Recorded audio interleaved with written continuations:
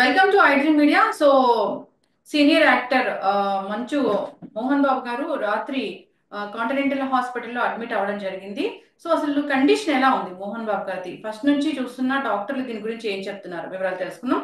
ఈరోజు మనతో పాటు ఉన్నారు ప్రముఖ సీనియర్ ఫిజిషియన్ డాక్టర్ జగదీష్ గారు ఫ్రమ్ కాంటినెంటల్ హాస్పిటల్. డాక్టర్ గారు నమస్తే అండి. నమస్కారం మేడం. ఎస్ డాక్టర్ గారు, మంచు మోహన్ బాబు గారు అడ్మిట్ అవ్వడం జరిగింది కాంటినెంటల్ అవునండి. హాస్పిటల్లో. ఫస్ట్ నుంచి మీరే చూస్తూ ఉన్నారు. అసలు ఏ అవునండి. కండిషన్ తో అడ్మిట్ అయ్యారు? మనం వింటూ ఉన్నాము బీపీ ఎక్కువగా ఉంది అని. ఇప్పుడు ఎలా ఉంది అవును. కండిషన్? అదే అండి, నిన్న నైట్ 9:30కి మా ఎమర్జెన్సీకి వచ్చారండి. ఆ, senior actor doctor Mohan Babu గారు. సో వచ్చినప్పుడు చాలా యాంగ్షియస్గా, కంగారుగా వస్తూ ఇచ్చిన కంప్లైంట్, దెబ్బలు తగిలాయి, తలకాయ మీద దెబ్బలు తగిలాయి, ఫేస్ మీద దెబ్బలు తగిలాయి, ఛాతి మీద తగిలాయి, పొట్ట మీద కూడా దెబ్బలు తగిలాయి, కాళ్ళ మీద కూడా దెబ్బలు తగిలాయి. బాడీ మొత్తం కూడా నొప్పిగా ఉంది, చాలా గిడ్డిగా అనిపిస్తుంది, వీక్గా అనిపిస్తుంది, నాకు దారిలో కొంచెం లాస్ ఆఫ్ కాన్షియస్నెస్ కూడా అయినట్టుగా అనిపిస్తుంది అన్నట్టుగా చెప్పి ఎమర్జెన్సీకి వచ్చారు. సో ఎమర్జెన్సీకి ఎమ్మడే మా team of doctors emergency receive చేసుకున్నారు. ఆయనకి ఫస్ట్ ఎయిడ్ ఇచ్చారు. Vitals, BP, sugar, heart rate అన్ని కూడా చెక్ చేశారు. Conscious levels, eye movement, hand movements, head movement, ఎక్కడెక్కడైనా లోకల్ పెయిన్స్, ఫ్రాక్చర్స్ ఏమైనా ఉన్నాయా అన్ని కూడా క్లినికల్ గా ఎమర్జెన్సీలో ఎగ్జామిన్ చేశారు. ఎగ్జామిన్ చేసిన తర్వాత నిర్ధారణలోకి ఇనిషియల్ అసెస్మెంట్ లో కొంచెం లెఫ్ట్ ఐ కింద కూడా బ్లంట్ గా ఇంజరీ జరిగినట్టుగా తెలిసింది. సో బయటికి ఎక్కువగా కనపడకుండా కమిలిపోయినట్టుగా అది ఉంది. కాళ్ళకి కూడా కొంచెం దెబ్బలు తగిలాయి. ఛాతీ కూడా ముట్టుకుంటే నొప్పిగాను, పొట్టలో కూడా ఎగ్జామిన్ చేస్తే నొప్పిగాను ఉండింది. ఆయన బీపీ కూడా చాలా ఎక్కువగా ఉండే. సో ఆల్మోస్ట్ వచ్చినప్పుడు 200/9, 19, 110, ఫ్లక్చువేట్ అవుతుంది. 170 నుంచి 200 మధ్యలో ఫ్లక్చువేట్ అవుతుండే. హార్ట్ రేట్ కూడా చాలా ఎక్కువగా ఉండే. ఆయన వచ్చినప్పుడు చాలా యాంగ్షియస్ ఉండడం వల్ల కావచ్చు, స్ట్రెస్ఫుల్ గా ఉండడం వల్ల కావచ్చు, ఆయనకు ప్రీవియస్ గా బ్లడ్ ప్రెషర్ కూడా ఉంది, హైపర్ టెన్షన్ కూడా ఉంది. ఆ మెడిసిన్స్ కూడా ఆయన తీసుకుంటున్నారని చెప్పారు. సో అది అండర్లయింగ్ ఉండడం వల్ల కావచ్చు, మెడిసిన్ మిస్ అవ్వడం వల్ల కావచ్చు, ఏ కారణమైనా సరే మా కాడికి వచ్చినప్పుడు చాలా హై బీపీలో ఉంది. దాన్ని యాక్సిలరేటెడ్ హైపర్ టెన్షన్ అంటాము, విత్ బ్లంట్ ఇంజరీస్ అంటాము, with anxiety, fast heart beat తో వచ్చారనమాట.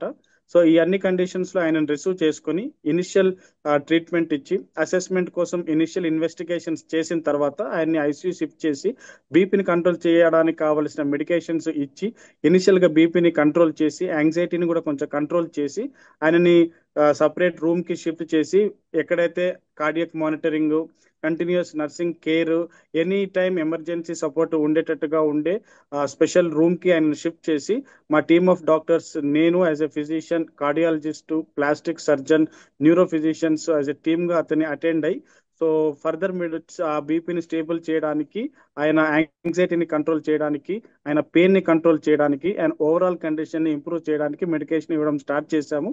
డ్యూరింగ్ ద ప్రాసెస్ ఆయనకి బీపీ ఫ్లక్చుయేట్ అవుతుంది. ఇచ్చిన మెడికేషన్ రెస్పాండ్ ఇస్తూ బీపీ తగ్గి, మళ్ళీ ఆ మెడిసిన్ ఎఫెక్ట్ తగ్గగానే మళ్ళీ బీపీ పెరగడము, హార్ట్ రేట్ పెరగడము, నైట్ అంతా కూడాను స్లీప్ లేకుండా ఉండడము, యాంగ్షియస్ గా ఉండడము, కంగారుగా ఉండడము, కంటిన్యూస్ గా మాట్లాడుతూ ఉండడము. సో వాటన్నిటి వల్ల BP was not getting controlled continuously.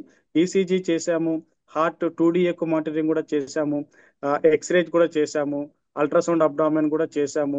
So ఇవన్నీ కూడా ఇనిషియల్ గా నార్మల్ గానే ఉన్నా, మేజర్ గా ఫ్రాక్చర్స్ కానీ, రిబ్ ఫ్రాక్చర్స్ కానీ, బోన్ అదర్ ఏరియాలో ఫ్రాక్చర్స్ కానీ మేజర్ గా అనిపించలేదు. సో బీపీ ఫ్లక్చుయేషన్ ఉంటూ, హై లెవెల్స్ లో ఉంటూ, అలా ఉండడం వల్ల risk of bleeding inside the brain కానీ, హార్ట్ అటాక్ వచ్చే రిస్క్ చాలా ఎక్కువగా ఉండడం వల్ల ఆయన కంటిన్యూస్లీ కార్డియక్ మానిటరింగ్ పెట్టి, విత్ కంటిన్యూస్ నర్సింగ్ సపోర్ట్ తోని వి టీమ్ ఆఫ్ డాక్టర్స్ నెట్ అంతా కూడా మానిటర్ చేశామండి. సో బీపీని మార్నింగ్ వరకు కొంత కంట్రోల్ చేసినా, మళ్ళీ మార్నింగ్ కి మళ్ళీ బీపీ పెరిగింది, మళ్ళీ షూట్ అవుట్ అవుతూ ఉంటుంది. Every half an hourly personal గా బీపీ చెక్ చేస్తూ, continuous heart rate and BP monitoring లో పెట్టుకుంటూ ఆయన బీపీ కంట్రోల్ చేయడానికి మేము కంటిన్యూస్ ట్రీట్మెంట్ ఇస్తున్నాము. ఫర్దర్ గా కూడా head injury are face injury అయిన చోట కూడా సిటీ స్కాన్ చేయడానికి కూడా ప్రయత్నం చేస్తున్నాము. ఇది స్టేబుల్ అయిన తర్వాత దాన్ని బట్టి ఫర్దర్ గా ఇన్ఫర్మేషన్ మనం ఇవ్వచ్చు. ఎస్. సిటీ స్కాన్ అయిందా డాక్టర్ గారు? సో సిటీ స్కాన్ ప్లానింగ్ గా ఉందండి. సో సిటీ ఫేస్ వరకు, city is in the process. CT scan అయిన తర్వాత మళ్ళీ ఆ రిపోర్ట్స్ కూడా మీకు అప్డేట్ ఇస్తాం. ఓకే. అంటే ఇక్కడ దెబ్బలు ఇక్కడ అంటే దెబ్బ తగిలిన గాయమైనట్లుగా కనిపిస్తూ ఉందా అవునండి. ఇంజరీ? ఈ కంటికి కుడి భాగానికి ఎడమ భాగానికి మనం క్లియర్ గా చూసినప్పుడు ఎడమ భాగము నా కన్ను కొంచెం ఎర్రగాను, అది కొంచెం వాచినట్టుగా, ఆ కంటి కింది భాగం ఎక్కడైతే ఉందో ఇక్కడ కమిలినట్టుగా ఉంది. ఆయన చెప్పడం వరకు అక్కడ మేము వచ్చినప్పుడు ఒక జర్నలిస్ట్ ఒక మైక్ అక్కడికి వచ్చి నాకు తగిలింది గట్టిగా. దాని ద్వారా నేను కోపోద్రేకునై తర్వాత జరిగిన ఈ సన్నివేశం జరిగినట్టుగా అతను చెప్పుకుంటూ వచ్చారు. సో మాకు కూడా ఆ బ్లంట్ అంటే షార్ప్ కాకుండా బ్లంట్ గా ఉన్న ఆబ్జెక్ట్ తగిలినట్టుగానే ఉంది. కట్ అయినట్టుగా కానీ బ్లేడ్ తో కట్ అయినట్టుగా కానీ లేదు. సో అలా కట్ అయితే కనుక కంటిన్యూస్ ఊజింగ్ బ్లీడింగ్ వస్తూ ఉండేది. అలా లేకుండా సమ్ బ్లంట్ ఆబ్జెక్ట్ తగిలినట్టుగా ఉంది. ఎస్. అయితే డాక్టర్ గారు ఇప్పుడు 78 ఇయర్స్ మోహన్ బాబు గారి ఏజ్. ఈ ఏజ్ లో ఇంత స్ట్రెస్ ఇంత బీపీ ఉంటే ప్రమాదమే కదా డాక్టర్ గారు? ఇది ఎప్పుడు కంట్రోల్ అవుతుంది అసలు? సో ఇప్పుడు బీపీ అనేది మధ్యలో 130/70 వరకు వస్తుంది. మెడికేషన్స్ మనం దాని వీన్ ఆఫ్ అవ్వగానే బికాస్ ఆఫ్ దిస్ ఏజ్ వల్ల కూడా again it shooting up to 170, 180. So 24 to 48 hours లో మనం దాన్ని ఒక స్టెబిలిటీకి తీసుకురావడానికి ఉంటాయి. కొన్ని మెడిసిన్స్ ఫాస్ట్ గా బీపీ తగ్గించడానికి ఉంటాయి. వాటి ఎఫెక్ట్ తగ్గగానే మళ్ళీ బీపీ ఫ్లక్చుయేషన్ అవ్వచ్చు. 24 అవర్స్ కంట్రోల్ అవ్వడానికి వాడే బీపీ మెడిసిన్స్ పెట్టుకొని వాటి ఎఫెక్ట్ రావడానికి 24 to 48 అవర్స్ వస్తుంటాయి. ఆ ఎఫెక్ట్ వచ్చే లోపు ఈ short acting fast acting medicines ఇచ్చుకుంటూ బీపీని కంట్రోల్ చేసి మరి షూటప్ అవ్వకుండా చూసుకుంటూ, సో మనకు minimum 24 to 48 hours, some times 72 hours కూడా పట్టొచ్చు ఇలా హై బీపీ పెరిగినప్పుడు కంట్రోల్ అవ్వడానికి.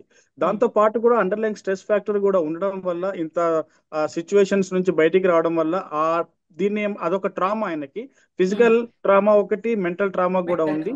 దాన్ని post traumatic stress syndrome, post traumatic stress అని కూడా అంటాము. ఆ స్ట్రెస్ ఉన్నంత వరకు యాంగ్జైటీ ఉంటుంది మనకు. దాంట్లో మనకు తెలియకుండా కూడా బీపీ పెరుగుతుంటుంది. ఇప్పుడు మనం ఇద్దరము జనరల్ గా నేను మా పేషెంట్స్ కి చెప్పేది కూడా, మీతో ఎగ్జాంపుల్ గా చెప్పాలంటే మన ఇద్దరం నార్మల్ గా మాట్లాడుకుంటున్నాం, కామ్ కూల్ గా వీఆర్ టాకింగ్.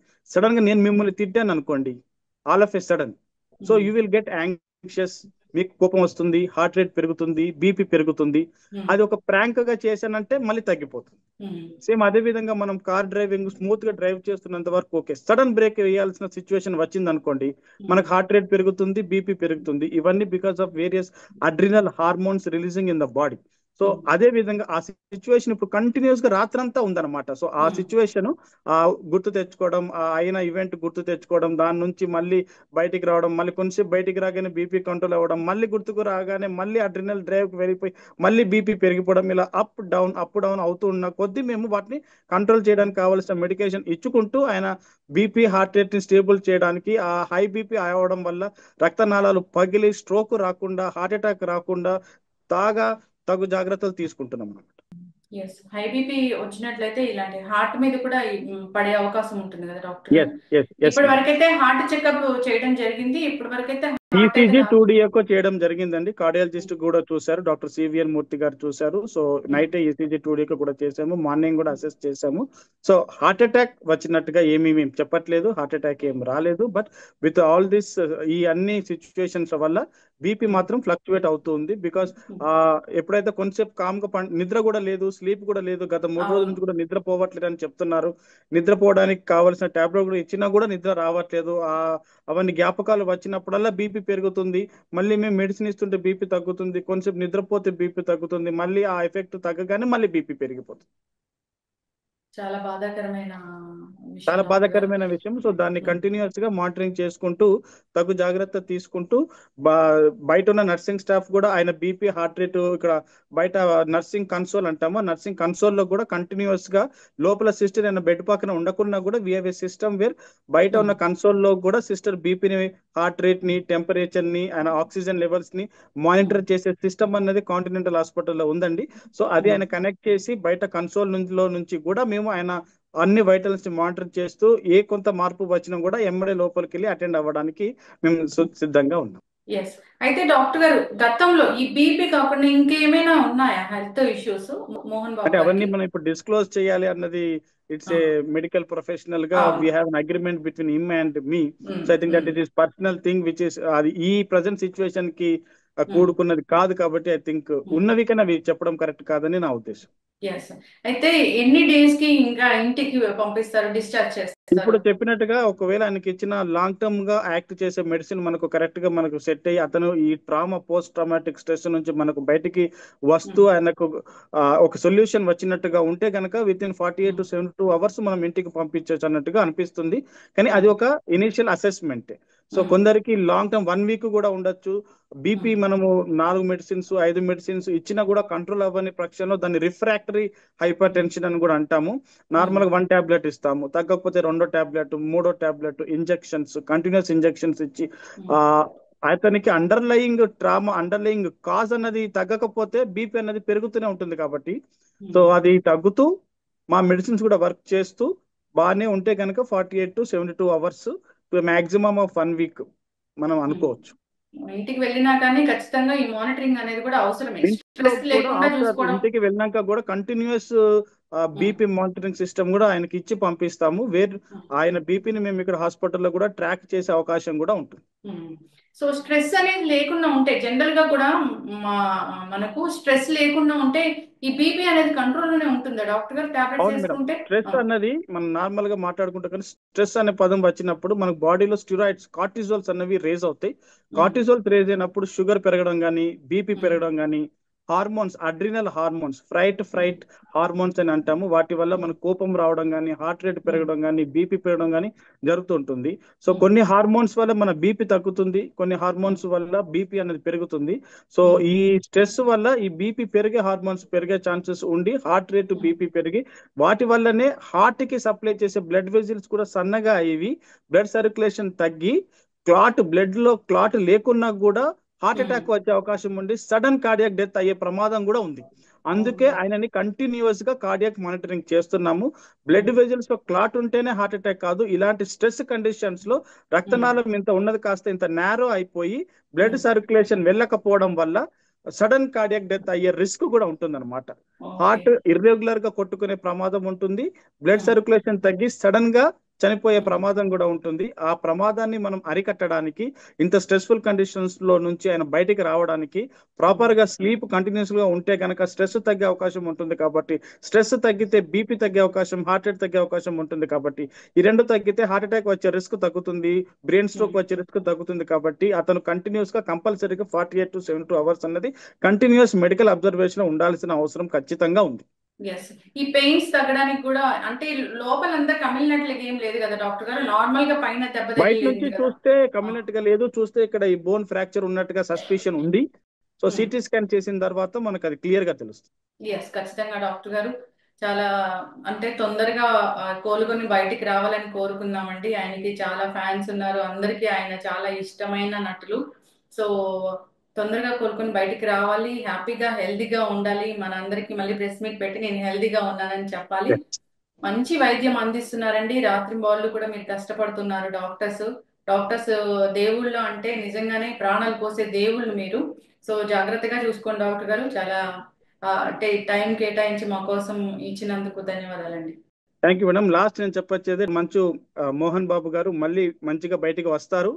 ఆయన డైలాగ్ కింగ్, ఆయన డైలాగ్స్ మళ్ళీ మనం వింటూ ఎంజాయ్ చేద్దాం. థ్యాంక్ యూ సో మచ్ అండి. Thank you.